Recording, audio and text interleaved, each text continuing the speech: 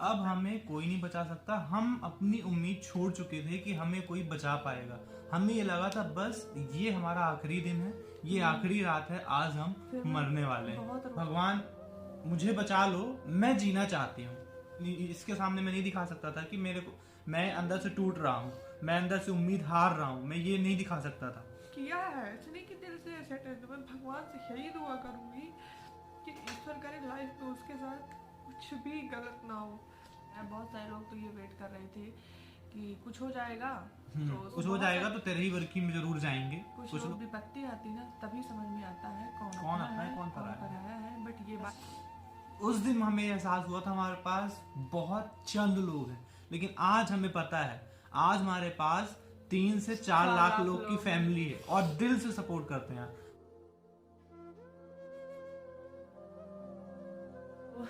Hey what's up guys, welcome back to Himanshu Roshni blogs में आप सभी का स्वागत है। और आई होप कि आप सब ठीक होंगे, अच्छे होंगे, अपने घर में स्वस्थ होंगे। तो आज हमारा ये कोई व्लॉग नहीं है, ना ही कोई लव स्टोरी है और ना ही हमारे मतलब कोई फनी वाला वीडियो है, कुछ भी नहीं है। ये हमारे जीवन की सच्ची घटना है जो हमारे साथ हो चुकी 2021 में हुई थी और जिससे हम बहुत बुरी स्थिति से निकले हैं। और ऐसा क्या हुआ था आपको आगे पूरा एक एक चीज़ हम डिटेल में बताएंगे। और हो सकता है ये स्टोरी सुनने के बाद आपकी आंखें नम हो जाएं या आप रोने लग जाओ। ये मजाक नहीं कर रहा, क्योंकि हमारे साथ जो फील हुआ है ना, जो हमने फील किया है, वो आप ये पूरी स्टोरी देखिएगा, लास्ट तक जरूर देखिएगा, क्योंकि जो हमारे साथ घटा है ना, शायद हमने सपने में नहीं सोचा था हमारे साथ ऐसा होगा। और शायद ये 1% चांस था कि हम बच पाते, और शायद उसी 1% चांस की वजह से आज हम यहाँ पे बैठे हैं आप लोग के साथ। और इतनी बड़ी अपनी फैन फॉलोइंग बनाई है हमने। आज जिस टाइम पे मैं शूट कर रहा हूँ उस टाइम पे फेसबुक पे हमारे 3,10,000 फॉलोवर हैं, यूट्यूब पे 2K होने वाले हैं, इंस्टाग्राम पे 30K फॉलोवर्स आपने किए हैं। तो आप लोग का यही प्यार जो है, और इतना आपने कमेंट किया कि आप अपनी स्टोरी आगे की बताओ। हमने एक स्टोरी डाली थी पिछली, लव स्टोरी पार्ट फर्स्ट, उस अगर किसी ने नहीं देखी है तो जाके आई बटन में लिंक है, डिस्क्रिप्शन बॉक्स में लिंक है, तो जाके देख लेना। बहुत सारे लोग हमें फर्स्ट टाइम देख रहे होंगे, तो आपको अगर हमारे बारे में जानना है तो पहला पार्ट देख लो, आपको पता चल जाएगा कि हम 12 मई को इनको हल्का हल्का फीवर आना स्टार्ट हुआ। एक बार फीवर आया 12 से लेके और 13, 14, 15, 16 तक हल्का, बल्कि थोड़ा बहुत फीवर था, फिर घट जाता, फिर था। हमें आशंका हुई कि कहीं हमको कोविड तो नहीं हो गया है। 17 मई 2021 हम 17 मई को गए कहाँ? हॉस्पिटल कौन सी? बिछिया हॉस्पिटल। उस टाइम हम यूट्यूब पे वीडियोस नहीं बनाते थे, ना ही किसी भी सोशल मीडिया प्लेटफॉर्म पे एक्टिव थे किसी भी तरीके से। हाँ, फेसबुक आईडी थी तो कभी कभार एक्टिव हो जाते थे। तो हम गए बिछिया हॉस्पिटल जो कि रीवा में है, और हमें आशंका थी कि हमें कहीं कोविड तो नहीं हो गया है। क्यों आशंका थी? क्योंकि हमारे पिताजी को कोविड हो चुका था। उनको कोविड एक मई से उनको बुखार आना चालू हुआ। हमने 5 या 6 मई को जांच करवाया। 6 मई को जब हमने जांच करवाया तो उनको कोविड निकला। उसके बाद उनकी बहुत हालत खराब थी, फिर उनको हमने क्वारंटीन कर दिया, और क्वारंटीन करने के बाद फिर उनका पूरा ट्रीटमेंट चलने लगा। उनको भी वही सरकारी अस्पताल बिछिया में हमने दिखाया था, तो उनको क्वारंटीन कर दिया। फिर हम लोग को एक हफ्ते कोई सिम्टम नहीं आए। 12 तारीख को इनको फीवर आना चालू हुआ, 12 से 16 तक। तो हमें पहले बहुत हल्का माइल्ड फीवर आ रहा था ना, बहुत हल्का माइल्ड फीवर आ रहा था। हमें लगा हो सकता है नहीं होगा, लेकिन फिर 17 मई को हम गए जांच करवाने, तो इनका निकला कोविड पॉजिटिव। इनका कोविड पॉजिटिव निकला, साथ में मैंने भी जांच करवाया तो मेरा भी कोविड पॉजिटिव निकला। लेकिन तो गाइस, यहाँ तक आपने सुन लिया कि हम कोविड पॉजिटिव हो गए 17 मई को जांच करवाने के बाद। शायद 18 को सुबह हमारी रिपोर्ट आ गई थी जिसमें हमारा पॉजिटिव आ गया था। उसके पहले का कुछ और बताना चाहती हूँ मैं, आप ध्यान से सुनना। जैसे आपने सुना पापा को 1 मई को फीवर आया था, इन्होंने बताया 1 मई को। उसके पहले ही हिमांशु को थोड़ा सा क्या हुआ था ये बताती हूँ मैं आपको। हो सकता काश कि हम लोग उस टाइम पे वीडियो बनाते होते, तो हालांकि हिम्मत तो नहीं थी उस टाइम पे, पर हो सकता है उस टाइम थे ही नहीं। हम लोग एक्टिव हुए हैं 2021 अगस्त में।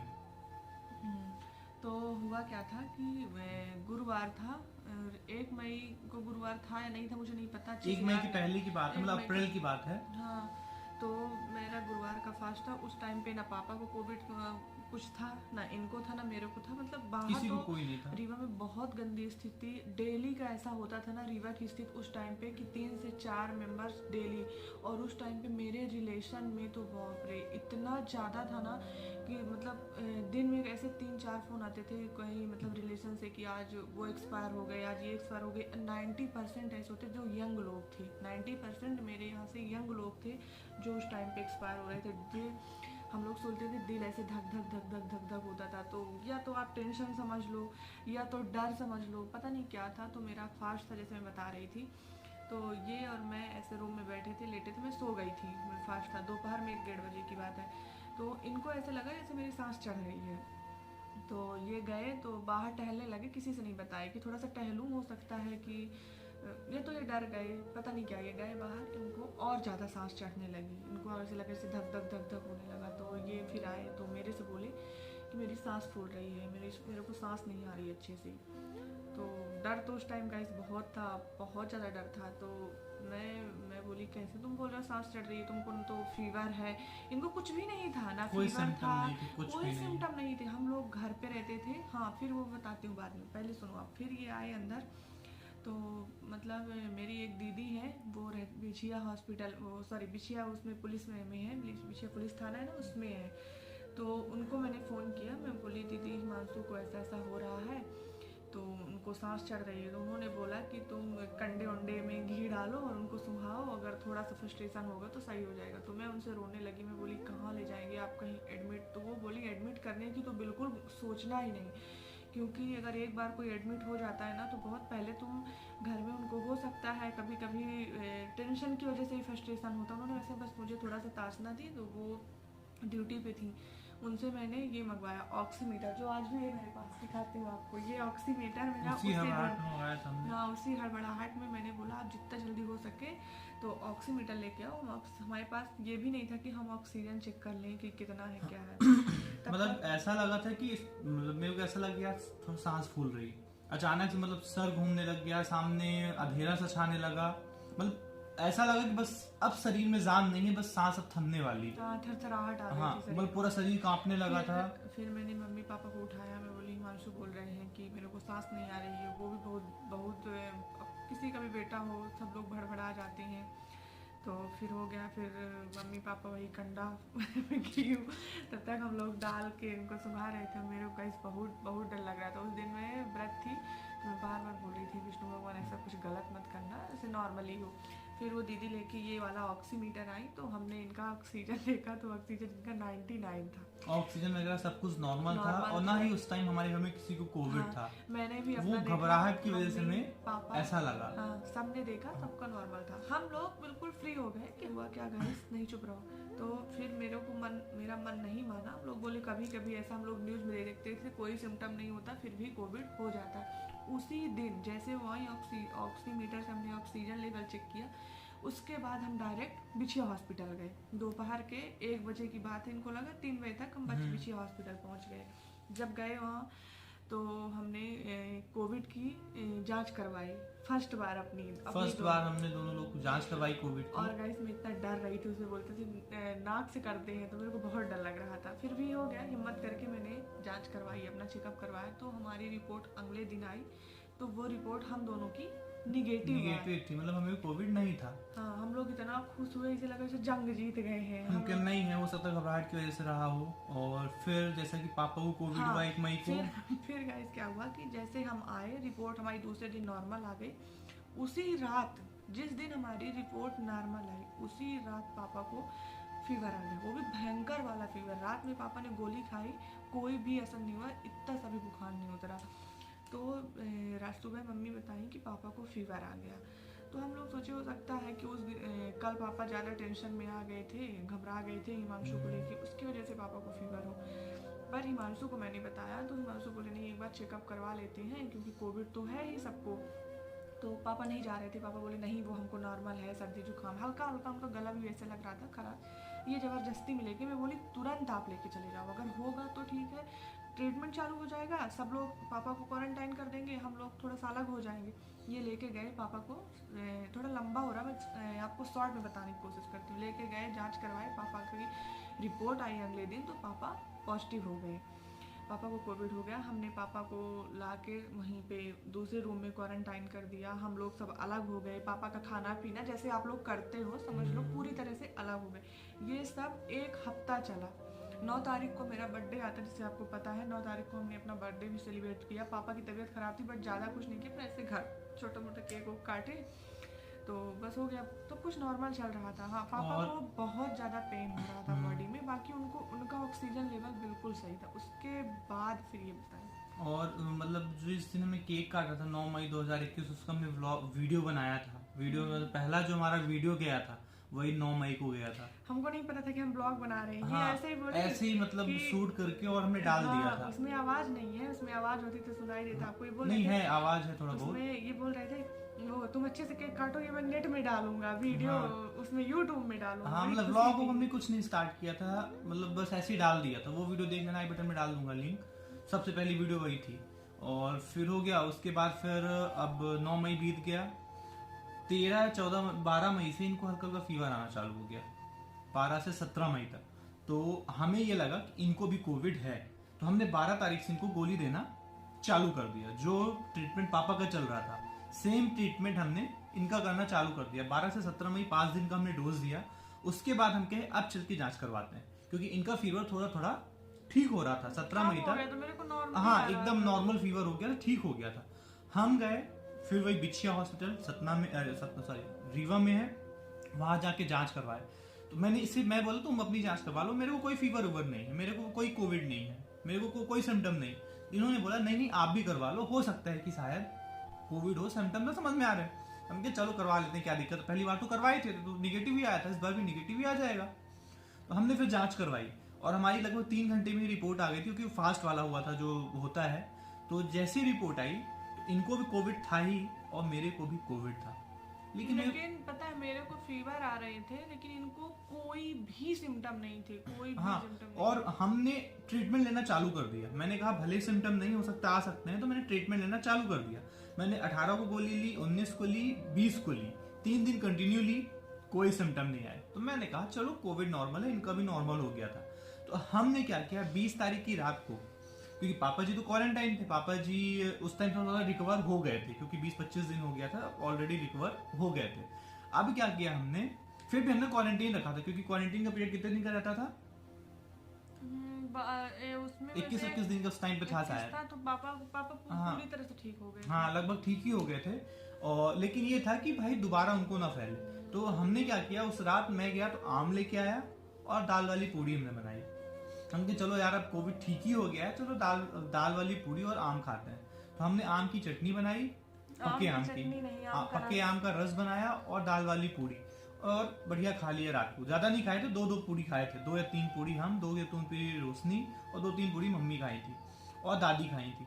तो उसके बाद क्या हुआ, उस दिन तो ठीक था, इनका फीवर नॉर्मल था। लेकिन जस्ट अगले दिन 19 तारीख को छोड़ के 20 तारीख को मैं बनाया और 21 तारीख को शाम से मेरे मतलब उसी दिन रात से मेरे को इतना फीवर कि 108 डिग्री सेल्सियस, मेरा फीवर 108 डिग्री सेल्सियस, उल्टी 10, मतलब इतना, मतलब वोमिटिंग तो इनको बहुत ज्यादा हो रही, उल्टी 10 चालू हो गई, इतना ज्यादा हो रही है कि हर आधा घंटा और लेकिन 3 दिन मैंने डोज खाई थी, मैंने अपना डोज कंटिन्यू रखा। लेकिन जैसे ही मैं वो मतलब कोविड की गोली अंदर ले जाता था, तुरंत वो उल्टी हो जाती थी, तुरंत।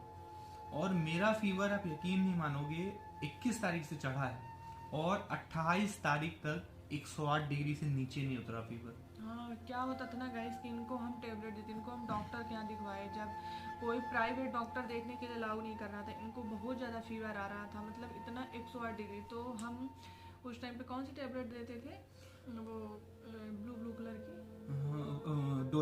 डोला 650 mg, तो इनको देते थे। जैसे दिए ना अभी, जैसे इनको 108 डिग्री फीवर, बिल्कुल शरीर बिल्कुल ऐसे लग रहा था ऐसे छू दो ना तो बिल्कुल जल जाएगा। तो देते थे तो क्या होता था, बस ऐसे मतलब जैसे अभी दिए ना तो 1 घंटा तो कोई रिस्पॉन्स नहीं, 1 घंटा तो बिल्कुल उतरता ही नहीं था। बस 10 या 5 मिनट के लिए 108 से 107 पॉइंट कुछ हो जाता था। तो उसके बाद आधा घंटा बाद फिर हाई हो जाता था। तो सुनिए, पहले मैं आपको बताती हूँ एक बात कि हम सोचे दिन में पहले हम इनको फर्स्ट दिन एक टेबलेट दिए, इनका बिल्कुल फीवर ना उतरा। फिर एक डॉक्टर है एसपी करके कुछ थे ना जिनका, हाँ, उन्होंने जब हमने कोविड की जांच करवाई थी तो हमारे पास 3 लोग का फोन आया था। एक आया था सेक्रेटरी का फोन, एक आया था योगा टीचर का फोन, और एक आया था जो हमें डॉक्टर कंसल्टेंट हुआ था गवर्नमेंट की तरफ से, नाम था यार उनका, एसपी मिश्रा करके कुछ था, एग्जैक्ट नाम या नहीं याद है, मेरे फोन में सेव होगा। तो उन्होंने मेरे को ये बोला कि बेटा तुम हर 3 घंटे में मतलब कि आप वेट मत करो, सिर्फ 3 घंटे में, जैसे आपने हर 3 से 4 घंटे में आप एक गोली दो, एक गोली इनको देते रहो। उसके साथ मतलब वो भी थी, एंटीबायोटिक भी टेबलेट थी और कोविड की भी टेबलेट थी। तो बोला आप इनको देते रहे हर 3 घंटे में टेबलेट, हर 3 घंटे में टेबलेट खाते थे। आप यकीन नहीं मानेंगे, एक हफ्ता सिर्फ पॉइंट में कम होता था, सिर्फ पॉइंट में एक हफ्ता, बिल्कुल भी फीवर कम ही नहीं हुआ। मतलब पूरी रात पूरा दिन छाती में पूरे कपड़े गरम, पूरा मतलब इस पे गरम, और बॉडी में तो इतना ज्यादा दर्द की लग रहा था कि एक एक हड्डी दर्द हो रही थी, एक हड्डी दर्द हो रही थी। और दिक्कत ये थी कि इनका ठीक हो रहा था, लेकिन अब ये था कि मेरे को लेके कौन जाए हॉस्पिटल। अब 24-25 तारीख तक में तो पूरा मतलब ऐसा था कि मैं यहाँ से 2 कदम में चल नहीं सकता था। मतलब अगर मैं उठ के खड़ा हो जाऊं तो मैं चक्कर खा के गिर जाता था, क्योंकि दस्त उल्टी इतना था, इतना शरीर में डिहाइड्रेशन, खाने की इच्छा नहीं, भूख मर गई, स्मेल चली गई, मतलब कान में सुनाई तक कम देता था, ये हाल तक थे। लेकिन अब ये था कि मेरे को लेके कौन जाए, पापा ऑलरेडी। और गाइस जैसे इनका 1 हफ्ता बुखार था ना, 1 हफ्ते मैं रात भर नहीं सोई, पूरी रात जगती थी मैं, पूरी रात की। हो सकता है हिमांशु बुखार अब उतरा हो, मतलब और जब सोचती थी सो जाऊं, लेकिन मेरे को नींद नहीं आई। और एक चीज था, इनको भी मैंने बोला तुम भी क्वारंटीन हो जाओ, लेकिन ये नहीं हुई। मतलब इतना ये प्यार में बहबल थी कि मतलब मैं सो रहा हूँ, रात को आके हो वो नहीं, ऐसा नहीं बोलती थी। मतलब कहने का मतलब रात में आके बुखार फीवर चेक करती थी, छिन मतलब मतलब ये 1 हफ्ते तो सोई नहीं, जिसकी वजह से इसका ठीक हो गया था। लेकिन दोबारा उस टाइम नहीं हुआ। फिर क्या हुआ, 25 तारीख को, अब हम 25 तारीख को इतनी हालत खराब हो गई कि मेरे को वहां तक जाने की हिम्मत नहीं थी। फिर हमने सोचा कि चलो एक बार संजय गांधी में दिखवाते, क्योंकि प्राइवेट कोई नहीं देख रहा था, कोई भी डॉक्टर प्राइवेट देख ही नहीं रहा था। हम क्यों गए थे प्राइवेट, हम बताते हैं। अभी तक बुखार तक तो ठीक है दोनों को, फिर मेरे को बुखार आने लगा, इनको फिर दोनों बुखार एक दिन रात में। क्या तो फिर क्या हुआ गाइस, अब 25 तारीख को मेरी इतनी हालत खराब हो गई कि मैं क्या हुआ, मैं गया वो फ्रेश होने क्या झर रहा था स्कूल में लाके बोलो तो। मैं गया फ्रेश होने, ये पर ऊपर उठा के ले गई, बैठा मैं सीट में, और मुझे लगा, मुझे अंदर से ऐसा फील हुआ, मतलब शरीर में 1% की जान नहीं थी, मुझे ऐसा फील हुआ कि ये मेरा आखिरी पल। सर घूम गया और मुझे लगा कि बस दिस इज लास्ट स्टेज, और अब मैं नहीं बचने वाला, क्योंकि मेरे शरीर में 0% शक्ति नहीं थी कि मैं उठ के और खड़ा हो सकूं कमोड से। ये हालत थी। अब मेरे को हॉस्पिटल कौन ले जाता, पापा ऑलरेडी पड़े हुए थे, भाई था नहीं, भाई हरियाणा में था, और मम्मी से कार चलाते नहीं आती, रोशनी से नहीं आती, और अकेला बचा मैं। अब हमने बहुत सारे लोगों को प्रयास किया कि कोई आके हेल्प कर दे, ठीक है, मास्क वगैरह लगा के कोई मतलब छोड़ दे, हॉस्पिटल तक ले आए, कोई नहीं था। मतलब इवन किसी ने हमारा सपोर्ट तो बात की बात छोड़ दो यार, किसी ने फोन नहीं लगाया कि जिंदा हो नहीं हो। वो सर थे ना वहाँ से मतलब हॉस्पिटल से, गवर्नमेंट हॉस्पिटल, इतना डर लगता था हमको। वो लोग कांटेक्ट में थे, तो वो लोग सिर्फ जब हमसे बोलते थे, वो पूछते थे तबीयत कैसी, तबीयत हम बताते थे ऐसी कंडीशन ऐसे, तो सिर्फ वो यही बोलते थे आप टेंशन मत लो, हम एम्बुलेंस लेके आते हैं, आपको यहाँ लाके एडमिट करवा देंगे। तब गाइस हम लोग की पता उठने की हिम्मत नहीं होती थी, बोलने की, लेकिन हम लोग उनसे इतना स्ट्रांगली बात करते थे, नहीं हम ठीक हैं, हमको हॉस्पिटल में एडमिट होने की कोई जरूरत नहीं है, क्योंकि हमको पता था अगर हम हॉस्पिटल में एडमिट हुए तो वी आर ऑलमोस्ट डेड, मरना तो था हम, हमारे मतलब अब रुक जाओ। फिर क्या हुआ, अब जब मैं बाथरूम से निकला, मैं कहा यार हॉस्पिटल ले चलो, नहीं मैं मर जाऊंगा। मेरे सांस फूल रही थी, एक भी हिम्मत नहीं थी कि हॉस्पिटल ले चलो, नहीं मर जाऊंगा। अब मैं ये बोली कि किसको बुलाएं, कोई नहीं आ रहा साथ देने, कोई लेके नहीं जाएगा हमको हॉस्पिटल। हमने कहा कुछ नहीं, मैं चला लूंगा, किसी तरह चलाऊंगा, बट मैं पहुंच जाऊंगा। और जैसी गोली खाता था उल्टी, और पानी पी रहा था दस्त, तुरंत मतलब 1 मिनट नहीं लगता था, 1 मिनट के अंदर 10 के रास्ते से पानी निकल जाता था। हम कहें चलो हॉस्पिटल, नहीं मैं मर जाऊंगा। फिर किसी तरह मैंने कार निकाली, यहाँ से निकाल के मैं बाहर निकाली रोड पे, और बहुत सारे लोग थे आस पड़ोस सब, लेकिन सबको पता था कि इनको कोविड है, लेकिन किसी ने हाल पूछने नहीं आया। ये पूछ ले भैया कोविड है, ठीक हो? नहीं, किसी से कोई मतलब नहीं था कि भाई अरे भाई एक इंसानियत का भी फर्ज होता है कि यार तुम्हारी तबीयत खराब है, फोन लगा, फोन से भी कोविड पहुंच जाता है। मुझे तो ये समझ। तो गाइस फिर हम कार लेके निकले, और जैसे मुश्किल से आधा किलोमीटर में यहाँ से गए होंगे, वैसे ही मेरे को लगा कि बस सर घूम गया, लगा कि कार वो सब चली गई। तुरंत मैंने ब्रेक मारा, हैंड ब्रेक खींचा और फाटक खोल के बस वोमिट करने लगा रोड में, बीच रोड में, क्योंकि उस टाइम लॉकडाउन लगा हुआ था। बीच रोड में वोमिट करने लगा, और मुझे लगा बस अब मतलब सर पूरा घूम गया, चक्कर से आ गए। मैं कहा बस अब मतलब यहीं पे मेरा अंत है। मैं ये मान लिया था कि अब किसी भी पल में बस ऑलमोस्ट डेड होने वाला हूँ, बस इतना मेरे को पता, क्योंकि मेरे शरीर में 1% जान नहीं थी। लगभग आपका 7 दिन से मेरे अंदर एक अन्न का दाना नहीं गया था। 7 दिनों में जिसको कोविड हुआ होगा उसको पता होगा, भूख ऐसे मर जाती है ना, कैसे लगता है ये भोजन देख लो ना तो लगता है उससे 200 किलोमीटर दूर भाग जाओ। और बस उसके बाद इसी तरह करते ही करते हम एक बार फिर जब 1 किलोमीटर आगे गए, फिर वही स्थिति। किसी तरह मैंने संभाला, 1 किलोमीटर आगे फिर वही स्थिति। मेरे को हॉस्पिटल पहुंचने तक में मेरे को लगभग लग गए थे मतलब 1 से 1.5 घंटे, और 5 बार मैंने वोमिट की। किसी तरह मैं संजय गांधी हॉस्पिटल पहुंचा, गाड़ी पार्क की, जबकि रास्ता है सिर्फ 2-3 किलोमीटर, सिर्फ 3 किलोमीटर का था। गाड़ी पार्क की और मैं आगे तक गया, और पानी जैसे ही डाला वैसे फिर वोमिट। लगा कि बस अब मर जाऊंगा, क्योंकि मुझे छाती का एक्सरे करवाना था कि कहीं फेफड़े में इन्फेक्शन तो नहीं है। हाँ, और एक बार हमें ये डर था। संजय गांधी क्यों गए थे, हम वहाँ पे कोई ट्रीटमेंट लेने वो नहीं गए थे कि हम एडमिट होने गए थे ना। हम संजय गांधी कभी जाते, हालांकि वो फर्स्ट टाइम था, उसके बाद फिर हम संजय गांधी हॉस्पिटल दोबारा नहीं गए थे, गवर्नमेंट हॉस्पिटल।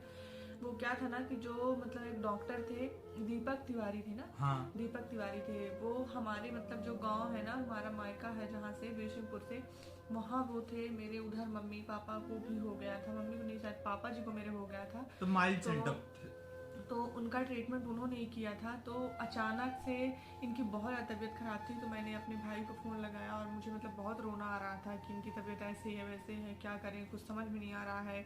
जितने भी प्राइवेट यहाँ के डॉक्टर थे उनसे बोले आप देख लो एक बार, तो वो डायरेक्ट बोलते थे आप संजय गांधी हॉस्पिटल जाओ, हम नहीं देख पाएंगे।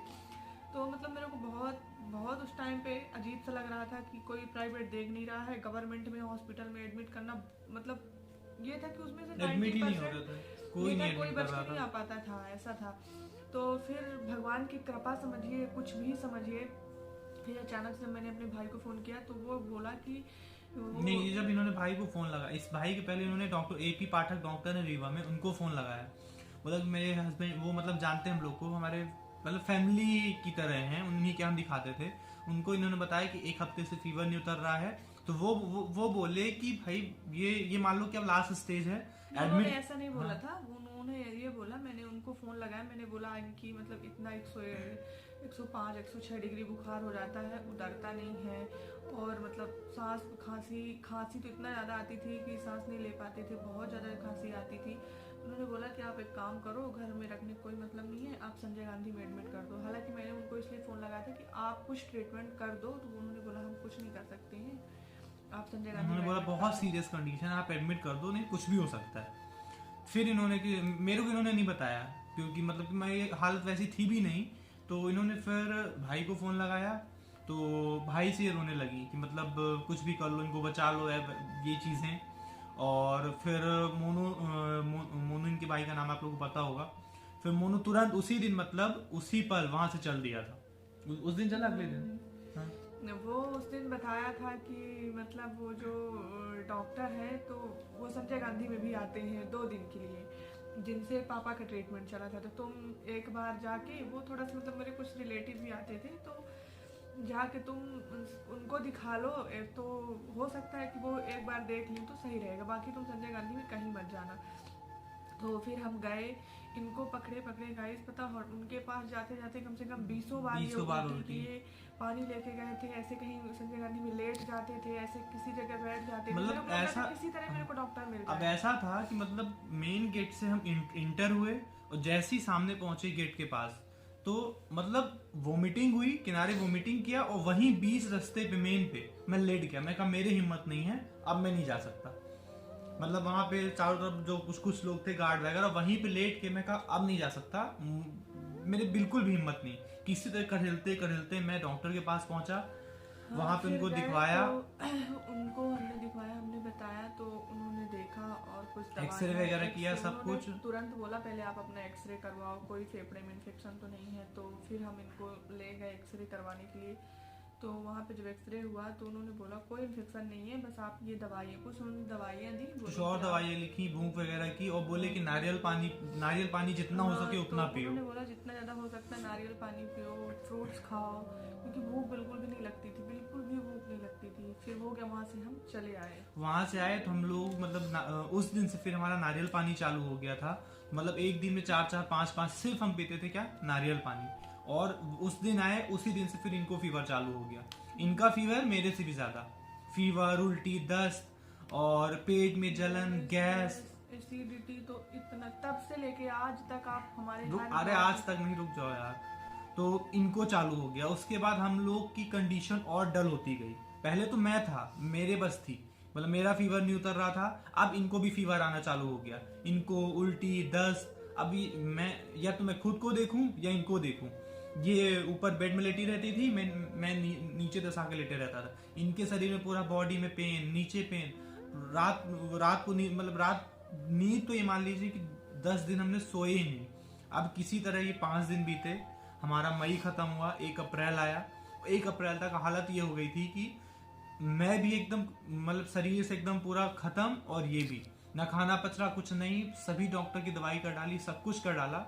हाँ, फिर एक दिन क्या हुआ था कि ये लेटे हुए थे अंदर, इनकी तबीयत बहुत खराब थी। और गाइस मेरे को ना अचानक से मेरी एक फ्रेंड का फ़ोन आया। वो मतलब मेरे बात करने की हिम्मत नहीं थी, मैं ऐसे बिस्तर में लेटे लेटे, उसने मेरे से पूछा कि कैसी है तबीयत तुम्हारी। तो मेरे को जैसे उसने फ़ोन किया, मेरे को ऐसे लगा जैसे हार्ट बीट बढ़ती है, जैसे धड़कन सी बढ़ी। तो मैं बोली कि ठीक है। फिर मेरे को लगा थोड़ा सा हुआ होगा। ऐसे बात करते करते बहुत ज़्यादा मेरे को घबराहट, बेचैनी सी होने लगी।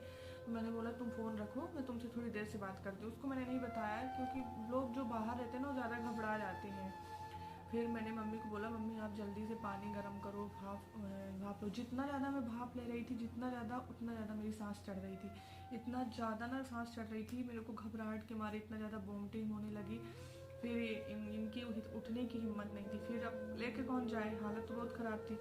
डॉक्टर जो दीपक तिवारी थे सिर्फ वो 2:30 बजे तक बैठा करते थे। तो फिर इन्होंने फटाफट बोला जल्दी चलो, अभी 2 बजा है, वो हमको मिल जाएंगे। फिर हम जल्दी उनके यहाँ गए। इतनी ज़्यादा बेचैनी थी मेरे को कि लग रहा था प्राण निकल जाएगा, इतनी घबराहट, इतनी बेचैनी। फिर उनके पास हम गए, हम बताए हमको ऐसा ऐसा हो रहा है। मतलब लग रहा था कि अगर हो सकता है कि उस दिन अगर वो ना होते, हमको नहीं मानू, उस दिन हमको ना मिले होते, तो हो सकता है कि घबराहट के मारे मेरे प्राण जरूर निकल, क्योंकि इनके पेपर पे आ गया था बहुत ज्यादा पानी, और मुझे कोई आइडिया नहीं था इसका, बहुत ज्यादा। फिर उनको रिपोर्ट वो एक्सरे वगैरह करवाया। नहीं। फिर हम जब गए उनके पास, डॉक्टर के पास, तो उन्होंने मुझे 1 टेबलेट सिर्फ दी, मतलब 2 टेबलेट दी थी। वो टेबलेट हिमांशु बोले, हम बोले मिल जाएगी, बोला आप कहीं से ले लो।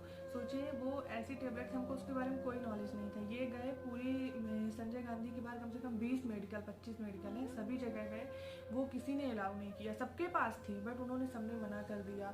बोले हम ये टेबलेट आपको नहीं दे सकते हैं, ये बहुत रेयर केस में दी जाती है जब अटैक का दौरा पड़ता है। फिर ये गए डॉक्टर के पास, वो जाने वाले थे। ये बोले हमको सर कोई नहीं दे रहा है टेबलेट। तो वो बोले कि तुम संजय गांधी हॉस्पिटल से ले लो। ये वहाँ भी गए, वहाँ पे भी इनको नहीं दिया। अब मेरे को लग रहा था कि कितना जल्दी मिल जाएगी, मेरी सांस टूट जाएगी। तब मतलब दर्द और इतना घबराहट, सांस ऐसे ऐसे करके मैं सांस ले रही थी, सांस नहीं चढ़ पा रही थी मेरी। फिर उन्होंने लिख के दिया, आपने ये बोले कि वो बोल रहे हैं आप डॉक्टर से साइन करवा के लाओ। बाहर तो साइन में भी नहीं दिए, अंदर बोले साइन करवा के लाओ। तब फिर उन्होंने बड़ी मुश्किल से 3 उन्होंने लिखा था, तो उन्होंने मुझे 2 टेबलेट दी। मैं बोली जल्दी से मुझे टेबलेट खिला दो। फिर ये जल्दी से मेरे को टेबलेट दिए। फिर मैं वहाँ से कार में लेट गई, थोड़ा सा आराम हुआ, मेरे को बहुत घबराहट थी, मैं सो गई। और जब मैं घर आई उन्होंने बोला इसको सोने दीजिएगा, तो मैं बोली मेरे को लगा कहीं मैं सो जाऊँ तो मैं सोती नहीं रह जाऊँ। मैं मम्मी से बोली अगर मैं सो जाऊँगी ना आप बीच में एक आध दो बार मेरे को उठा लेना कि पता चले कि हम सोते ही रह जाएं। मुझे इतना डर लग रहा क्योंकि था उस टाइम पे भी हमारी मेरा फीवर रुक रहा था ना इनका। आप सोचिए किस कंडीशन में हम डॉक्टर के यहाँ घूमे होंगे, तो क्या मैं कंडीशन सही थी। में दिल से वो डॉक्टर का बहुत बहुत ज़्यादा धन्यवाद करती हूँ कि काश कि अगर वो उस टाइम ना होते, कुछ भी हो सकता था। इतने में 1 सेकंड में कुछ होने में थोड़ी टाइम लगता है। और गाइस एक चीज़ और यहाँ पे बताऊंगा, और लोग ऐसे थे ना कि लोगों को पता था कि हमको कोविड है। लोग हमारे गेट के पास आते थे और पूछते थे भैया कोविड है, और ऐसे भागते थे जैसे उनके मतलब पीछे शेर छोड़ दिया गया हो। इस प्रकार से कोई मतलब हाल चाल पूछने नहीं आया। हमें ये पता चल गया कि इंसानियत नाम की चीज़ नहीं होती रिश्तों में। कोई नहीं गाइस, भगवान था ना, वो बहुत लेकिन हाँ, गॉड हमारे साथ था। और उसके बाद भी हमारी तबीयत नहीं ठीक हो रही हाँ, थी। उसके बाद भी ठीक नहीं हुआ। उसके बाद फिर 5 मई के आसपास क्या हुआ है कि हमें 5 मई नहीं 17 मई अरे वो सॉरी 17 मई को हुआ था। 5 अप्रैल के आसपास इतनी खराब हो गई थी तबीयत, इतनी ज्यादा कि ऑलमोस्ट दोनों लोग की लगा कि बस अब एंड होने वाला है। गाइस हुआ क्या था और कि हाँ, अब आप अंदाजा लगाओ, 1 घंटे में मेरे को कम से कम 1 घंटे में 20 बार लूज मोशन आती थी। 20 बार 1 घंटे में मैं जाती थी। अब सोच सकते हो आप कि दिन में 4 दिन मेरे साथ ऐसा चला, दिन में मैं कितनी बार गई होंगी, मेरी क्या स्थिति हुई होगी। तो मेरे को ऐसा समझ में नहीं आ रहा था कि क्या है, बस जा रहे हैं जा रहे हैं। मतलब ये और मम्मी मेरे को उठा के ले जाते थे। मेरे को जबकि मेरे के अंदर भी हिम्मत नहीं रहती थी, लेकिन मैं ये शो नहीं होने दिया कि मतलब मुझे ऐसा फील हो रहा है कि बस मतलब ये लगता था कि बस कोई भी पल लगता है कि बस अटैक आएगा और सांस फूल जाएगी, खत्म। उस टाइम पे तो मेरा होश ही नहीं रहता था कि मैं जिंदा हूँ या मर गई हूँ। बस ऐसा था कि मम्मी उठा के ले जाती थी, आ जाती थी। और यदि मतलब बाय कुछ समझ चांस में नहीं आता था क्या यदि हो बाय चांस मम्मी को कोविड हो जाता, ऑलमोस्ट वी आर डेड, क्योंकि हमारी सेवा करने वाला कोई नहीं था। पापा क्वारंटाइन थे, दादी ऑलरेडी सियान थी, और अगर मम्मी नहीं होती, हमारी ये हिम्मत नहीं होती थी कि हम जाके नारियल पानी या जो जूस है, जूस को ग्राइंड करके नारियल पानी निकाल के पी लें। अगर हम जाके नारियल पानी निकालते भी तो वहीं चक्कर खा के गिर जाते। हाँ, फिर क्या हुआ गाइस, मम्मी रुक जाओ, मम्मी ला के देती थी और हम फिर वो स्ट्रॉ से लेटे स्ट्रॉ से बस पीते थे। इतनी हिम्मत थी, यदि लूज मोशन आए कढ़िल के यहाँ से लेके और बाथरूम तक किसी तरह पकड़े कढ़लते हुए जाते थे। ये सिचुएशन हो चुकी थी। फिर क्या हुआ कि हम इसके बाद क्या हुआ कि मेरे को लूज मोशन बंद नहीं हो रहे थे। तो एक रीवा में डॉक्टर उस्मानी है, मैंने उनको दिखवाया अपना पेट। मैं बोली आप उनके यहाँ मेरे को ले चलो, नहीं मैं मर जाऊँगी। तो ये इनकी हिम्मत नहीं हो रही थी। तो बस ऐसे करते करते 2-3 दिन हो गए, आज ले जाएंगे कल ले जाएंगे, सही हो जाए। मतलब जितनी दवाई हो सकती उतनी दवाई मैंने लिया, बट नहीं ठीक हुआ। जब उनके यहाँ मैं गई तो वो सीधे मेरे को बोले पहले आप अल्ट्रासाउंड करवा के आओ, आपने पेट का और फेफड़े का सब अल्ट्रासाउंड करवाओ, उसके बाद हम आपका कोई ट्रीटमेंट। उन्होंने हालांकि मेरे को 3 दिन की दवाई दे दी और अल्ट्रासाउंड। तो मैं दवाई ली और गाइस मैं बता दूं आपको, जो गाउन में पहनी थी वही सेम गाउन में मैं हॉस्पिटल गई, सेम गाउन में मैं अल्ट्रासाउंड करवाने गई और कार में तकिया रख के गई थी। मैं लेटे मेरी खड़े होने की हिम्मत नहीं थी। फिर मैं अल्ट्रासाउंड करवाने गई, वहाँ भी लेटी रही ऐसे ज़मीन में। फिर जब अल्ट्रासाउंड हुआ तो देखिए, मैं अगर कोई आप ऐसे इंसान देख रहे हो कि जो अल्ट्रासाउंड करते हो, लेडी जो डॉक्टर हो, तो मैं एक सलाह ज़रूर दूंगी कि कोई भी अल्ट्रासाउंड करवाने आता है, उस टाइम पे कोविड पे बहुत ज़्यादा वैसे भी पेशेंट जो थे बहुत डरे हुए थे, तो उनकी मुझे बिल्कुल भी बात पसंद नहीं। मैं नाम नहीं लूँगी किस जगह मैं अल्ट्रासाउंड करवाने गई थी। तो वो क्या बोलती है, आपको दिक्कत क्या है भाई, आप डॉक्टर क्यों बन रहे हो? डॉक्टर अगर बनना है ना तो फिर अच्छी तरह से बनो ना, जले मत बनो। तो क्योंकि पेशेंट मरने की स्थिति में भी होता है तो डॉक्टर ये नहीं बोलता आप मर जाओगे, वो यही बोलता है आप टेंशन मत लो, हम आपको बचा लेंगे कि आप ठीक हो जाओगे, ये नहीं बोलता आप मरने वाले। तो उनकी वर्डिंग क्या थी, उन्होंने मुझसे क्या पूछा अंदर कि वो एक लेडीज़ थी जो अल्ट्रासाउंड कर रही थी। क्या हुआ आपको? मैंने बताया कि मेरे को कोविड है, पर अब थोड़ा बुखार में ठीक है, अब मेरे को लूज मोशन जा रहे हैं बहुत ज़्यादा, तो इसलिए मेरे को डॉक्टर ने अल्ट्रासाउंड के लिए बोला। मैंने बोला ठीक है, अभी आपको फीवर है? मैंने बोला हाँ थोड़ा है। तो वो क्या, उन्होंने अल्ट्रासाउंड किया तो मेरे से डायरेक्ट बोलती है आपके फेफड़े में पानी आ गया है, आपका बचना इम्पॉसिबल है, आप तुरंत जाके संजय गांधी में एडमिट हो जाओ। भैया एक तो पेशेंट है, खुद से जान निकली जा रही है, आप खुद से पेशेंट से बोल रहे हो, आपका बचना इम्पॉसिबल है। तो मैं फिर उस्मानी को हमने जाके रिपोर्ट दिखाई। उन्होंने बोला कि आप किसी फेफड़े वाले स्पेशलिस्ट को जाके दिखाओ, और हम बहुत घबरा गए। फिर अब हमें लगा किसको दिखाएं हार्ट वाले को बोले थे, हार्ट वाले। हाँ, हार्ट और फेफड़े वाले को, मतलब जो चेस्ट का स्पेशलिस्ट हो। फिर हम, क्या नाम था उनका, उन डॉक्टर का नाम नहीं याद आ रहा है, फिर उनके पास गए। मनोज करके थे, मनोज तिवारी शायद करके थे।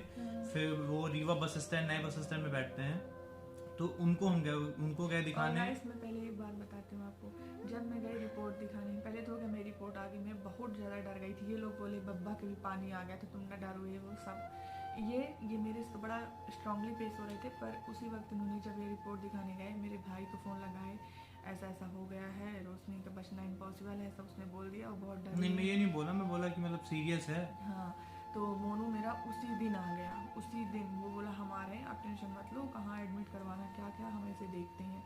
तो मैं तो ऑलरेडी डरी हुई थी, बट मैं उस्मानी सर के पास बहुत स्ट्रांगली गई थी कि हो सकता है मेरे को फेफड़े में पानी निकालने, कोई दवाएं दे देंगे तो मैं ठीक हो जाऊँ। बट गाइस उस टाइम में, सही बता रही हूँ आपको, अपनी एज थी, जब उन्होंने मुझसे पूछा, उन्होंने रिपोर्ट देखा, बोला तुम्हारे फेफड़े में पानी है, तो इनको बुलाए और बोले कि आप इनको कोई हार्ट वाले को दिखा दो, मेरी बस का नहीं है। मेरे को खांसी इतनी आ रही थी ना कि मैं बोल नहीं पा रही थी। मेरी मम्मी का फ़ोन आता था, मैं इशारों में, मम्मी बोल ठीक है बस ऐसे बोल, मतलब उस टाइम पे समझ में आ रहा था ना कि ज़िंदगी में अगर किसी से खुल के बात करो ना, वो भी बहुत सौभाग्य की बात है, ऐसा फील हो रहा था। तो जब उन्होंने बोला, तो जब ये मेरे को लेके मनोज तिवारी के यहाँ गए थे, उस टाइम कार में बैठे बैठे मैं सही बताऊँ, मैं ये सोच रही थी सही में कि अगर मैं मर जाऊँगी तो मैं हिमांशु से एक वादा जरूर लेके जाऊँगी कि हिमांशु मैं भले मर जाऊँ, आप दूसरी शादी कर लेना। मेरे को अंदर से फील हो रहा था कि अब मैं कुछ भी हो जाए, मैं कौन सा जीने कंडीशन में था, मेरा भी तो वही हाल था। हाँ, तो मेरे को उस टाइम पे, सही बताऊँ, उस टाइम पे 100 में 1% का डाउट नहीं था, 100 में 100% लगा अब मैं नहीं बचूंगी, क्योंकि इन्होंने मना कर दिया। ये बहुत अच्छे डॉक्टर है, और अब जाऊंगी, वो हार्ट में भी प्रॉब्लम है, फेफड़े में भी प्रॉब्लम है, अब कोई ये था कि बस अब हमें कोई नहीं बचा सकता। हम अपनी उम्मीद छोड़ चुके थे कि हमें कोई बचा पाएगा। हमें ये लगा था बस ये हमारा आखिरी दिन है, ये आखिरी रात है, आज हम मरने वाले हैं। बहुत रोते डॉक्टर के पास गई। मनोज तिवारी सर नहीं थे, बट वो बहुत अच्छे डॉक्टर हैं। फिर उन्होंने वीडियो कॉलिंग से बात की, जी जहाँ वो बैठते हैं, वो क्लिनिक वाले से बात किया हमने, उसने वीडियो कॉलिंग में बात करवाई। उन्होंने बोला कि आपका एक्सरे हुआ, उनको एक्सरे और अल्ट्रासोनिक दिया उनको, करवा के आओ तुरंत। नहीं, ऑलरेडी हम करवा चुके थे जांच, वो अल्ट्रासोनिक और एक्सरे हो गया था, तो वो चीज हमने दिखाई, तो उन्होंने बोला कोई दिक्कत नहीं है। नहीं ऐसा नहीं हुआ था। जब हम उनके पास गए तो उन्होंने हमसे पूछा क्या प्रॉब्लम, हमने बताया सांस नहीं चढ़ रही है, खास बोल नहीं पा रहे हैं। तो वो बोले कि आप, हमने रिपोर्ट दिखाई कि रिपोर्ट में हमारे पानी आ गया, तो वो बोले कि आप एक बार हार्ट का एक्सरे करवा के आओ। तो हम तत्काल गए, तत्काल से उसी के यहाँ गए जिसने हमको ऐसा बोला था कि आप बच नहीं सकते, उसी के यहाँ गए। तो फिर हमने हार्ट चेस्ट का पूरा एक्सरे करवाए। एक्सरे करवा के उस टाइम मुझे सही में लग रहा था मैं न बचूंगी। फिर मैं आई उनके यहाँ, तो उन्होंने रिपोर्ट दिखा रहे थे, मेरा धक धक। तो उसके बाद गाइस जब हम वो रिपोर्ट, जब इनकी रिपोर्ट आ गई, जिनके यहाँ से हम रिपोर्ट लेके गए उनको दिखाए, तो जब हम उनको रिपोर्ट दिखाए तो उन्होंने मतलब उसके पहले की मैं बात बताती हूँ। जब ये रिपोर्ट दिखाने गए उसके पहले तो वो वीडियो कॉलिंग में ही थे, वीडियो कॉलिंग में हमको मिले नहीं थे। तो गाइस मेरे को इतना डर लग रहा था कि मैंने ना उनसे मतलब रो के बोला, जिन्होंने हाथ जोड़ लिया, हाथ जोड़ के बोलती हैं कि भगवान, मतलब सर आप भगवान हो, आप मेरे को बचा लो, मुझे जीना है, मुझे इनके साथ अपनी, मैं पीछे खड़ा था, मैं पीछे, मेरे भी इतनी हिम्मत नहीं मैं खड़ा हो सकूं, मैं खड़ा था। और वो जो डॉक्टर साहब से बोलती है कि भगवान मुझे बचा लो, मैं जीना चाहती हूँ, कुछ भी कर लो लेकिन मुझे बचा लो, मैं जीना चाहती हूँ, मैं इनके साथ अपनी जिंदगी बिताना चाहती हूँ। अभी मुझे हुए कितने दिन है, मतलब मेरे को बहुत ज्यादा रोना आया। मैं साइड में गया, थोड़ा बहुत रोया। मैं इसके सामने मैं नहीं दिखा सकता था कि मैं अंदर से टूट रहा हूँ, मैं अंदर से उम्मीद हार रहा हूँ, मैं ये नहीं दिखा सकता था। फिर हो गया, उन्होंने पूरा जांच के लिए लिखा, हम गए जांच करवाने, जांच करवा के लेके आए, तो मैं उनको दिखाया जांच वगैरह, उन्होंने देखा, और देखने के बाद उन्होंने बोला कि नहीं कोई दिक्कत नहीं है, गोली दे देंगे, 1 हफ्ते ट्रीटमेंट करो, आराम मिल जाएगा, नहीं होता तो फिर मैं हूँ। मैं पानी वगैरह जो भी है वो मैं निकाल दूंगा। वो बोले हम इंजेक्शन से निकाल देंगे। हाँ तो और फिर मैं बोला ठीक है सर। बोले तुमको तो समझा दिया मैंने, उसको बुलाओ, उसको समझा दो, उसको बता दो। नहीं, उसको यकीन नहीं होगा क्योंकि ऑलरेडी जो हमने पहले दिखाया था, जो कंडीशन उन्होंने देखी थी, उन्होंने फिर इसको बुलाया, जो मेरे को समझाया 5 मिनट, वही फिर इनको समझाया कि मैं हूँ, ठीक है, मैं गोलियां लिख रहा हूँ, तुमको आराम मिल जाएगा, तसल्ली रखो।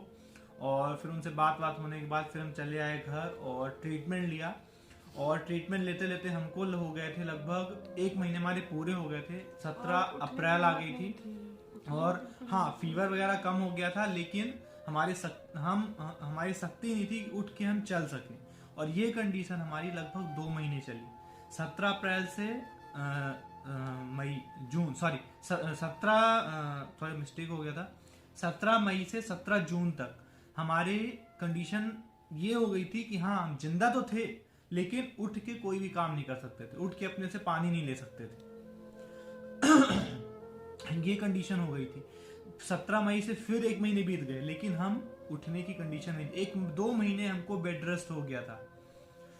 17 जुलाई आ चुका था और 2 महीने करीब हो चुके थे, लेकिन हम उठ के अपने से 4 कदम चल नहीं सकते थे। किसी तरह हम जाते थे, क्या करने, बाथरूम वगैरह करने, किसी तरह जाते थे। आने के बाद बस ये हालत हो जाती थी कि बस अब लग रहा सांस टूट जाएगी। और 2 महीने बीतने बाद थोड़ा बहुत आराम मिला, हल्का फुल्का। और इन 2 महीनों में लगभग हमने कैलकुलेट किया था 25,000 रुपए के हमने नारियल पानी पिए थे, और सिर्फ नारियल पानी। इन 2 महीनों में हमारे शरीर में इतना सा चावल का दाना नहीं गया था। हाँ, दाल का पानी गया था थोड़ा बहुत कभी कभार, जो कि हफ्ते में 1-2 बार ले लेते थे। और पूरी सेवा मम्मी करती थी। अगर मम्मी को कोविड हो जाता तो हम लोग तो बचना इम्पॉसिबल था, कि हम तीनों की सेवा, पापा की, इसकी और हमारी सेवा मम्मी कर रही थी। फिर किसी तरह 2 महीने बीते और इन 2 महीनों में ऐसा, मतलब हमारी ये जो साली साहिबा थी उनको छोड़ दो और इनके फैमिली के मेंबर को छोड़ दो, ऐसा कोई शख्स नहीं है जिसने हमसे मेरा हाल पूछा हो। कोई भी। बहुत सारे लोग सगे बनते थे, यार हम हैं सगे, ठीक है, हम तुम्हारे पक्के दोस्त हैं, ठीक है, हम ही तुम्हारे सब कुछ हैं, हम तुम्हारे लिए जान लुटा देंगे, ये कर देंगे, वो कर देंगे। कोई नहीं आया। हमें ये समझ में आ गया था यार कि मतलब धीरे धीरे मेरे को आराम मिलने लगा और ये भी धीरे धीरे ठीक हो गए थे। बट मतलब 1 महीने के अंदर अंदर हम तीनों के ट्रीटमेंट में कम से कम लाखों रुपए लग गए थे, तीनों के ट्रीटमेंट में। और हमने कोई भी गवर्नमेंट से ट्रीटमेंट नहीं लिया था।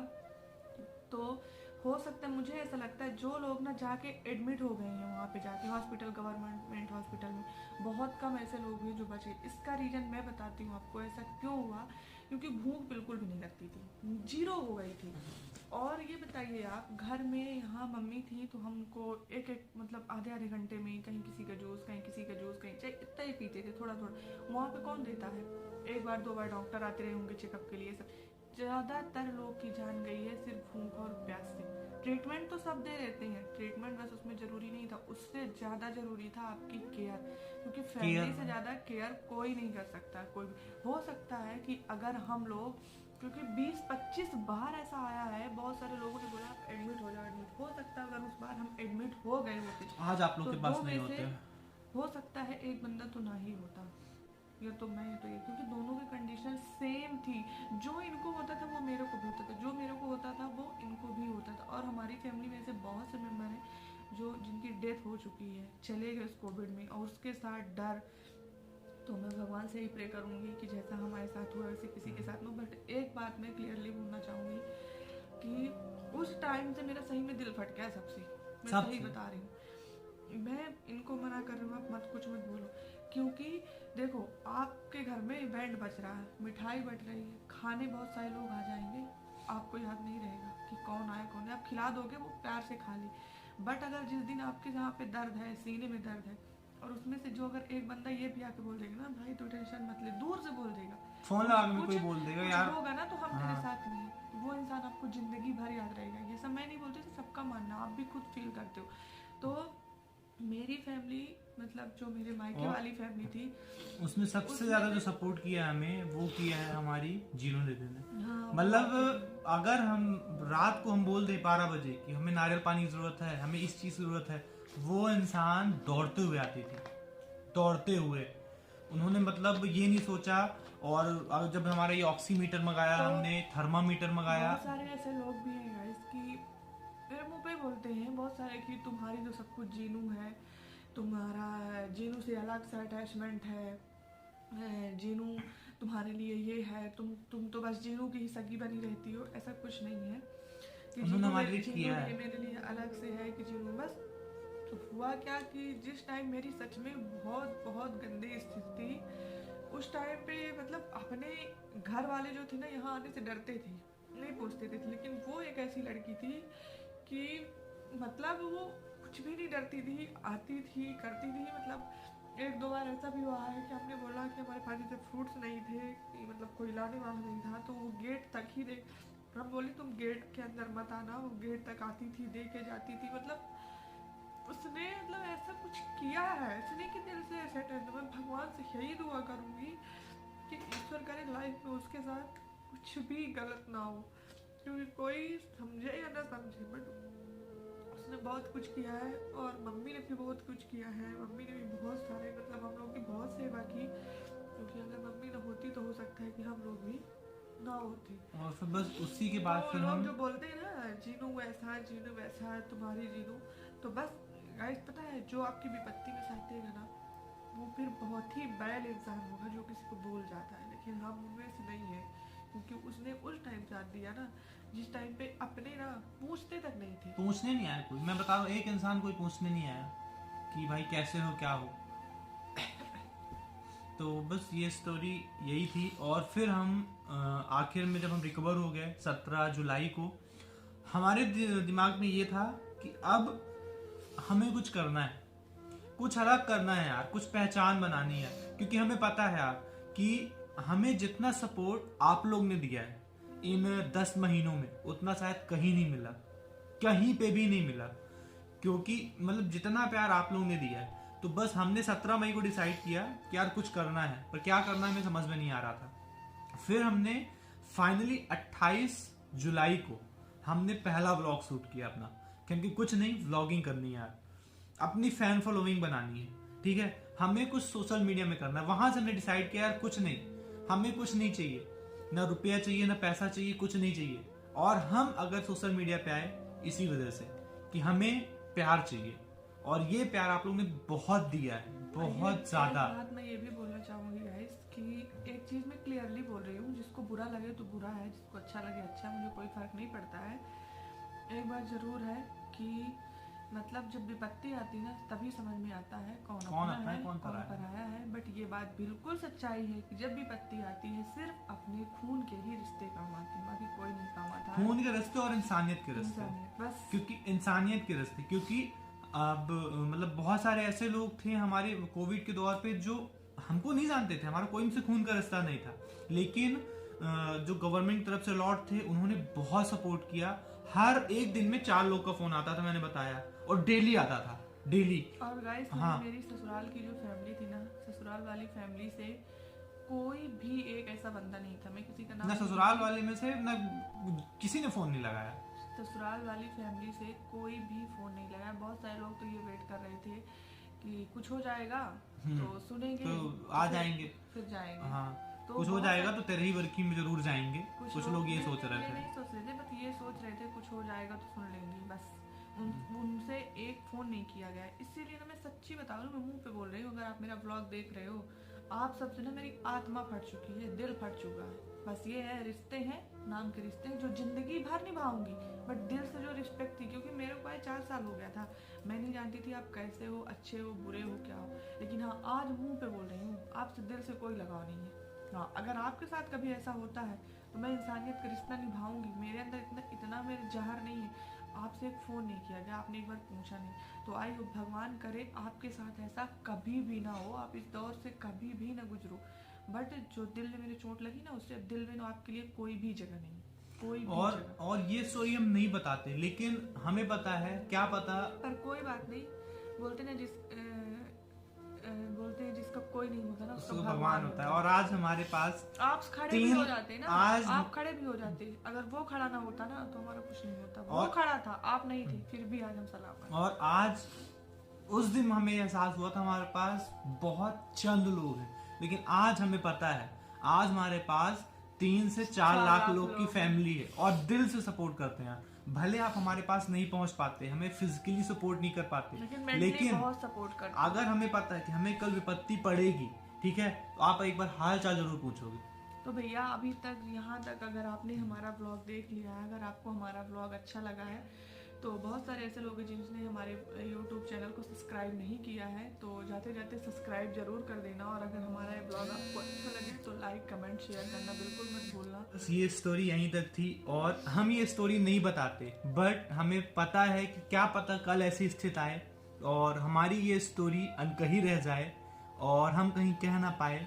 तो बस ये स्टोरी, और बस इसी वजह से हमने बोला ना, अगर जिसने यहाँ तक देखा है वो इमोशनल जरूर हुआ होगा, क्योंकि हो सकता है उस वक्त हम इस दुनिया में ना होते तो आज हिमांशु रोशनी व्लॉग्स ना होता, ना तो कोई व्लॉग्स होता, ना तो रतन भैया होते, ना राहुल भाई होते, और ना अनूप भाई होते, ना अखिलेश भाई होते, और जिनका नाम मिल पाए उनके लिए भी सॉरी। तो सब आप सबसे मुलाकात नहीं हो पाती। तो बस, और बहुत सारे ऐसे लोग हैं जिनका मतलब यंग लड़कियां मैं जिनके व्लॉग देखती हूँ, उनके हस्बैंड नहीं रहे इस दुनिया में और वो उनके साथ तो बहुत बुरा हुआ। तो ये सब सोच के इतना डर लगता है। बहुत सारी जेंट्स को मैं देखता हूँ जिनकी बीवियां नहीं रही, वो दूसरी शादी कर ली हैं। तो आप करने सारे गाइस, तो ये मजाक चल रहा था। चलिए bye bye, thank you so much. और शायद ये अभी तक की हमारी सबसे लंबी वीडियो है, 50-45 मिनट की। तो थैंक यू सो मच यहाँ तक वॉच करने के लिए। अब जो नेक्स्ट वीडियो आएगी वो आएगी हमारी इंगेजमेंट और शादी और तलाक की वीडियोस।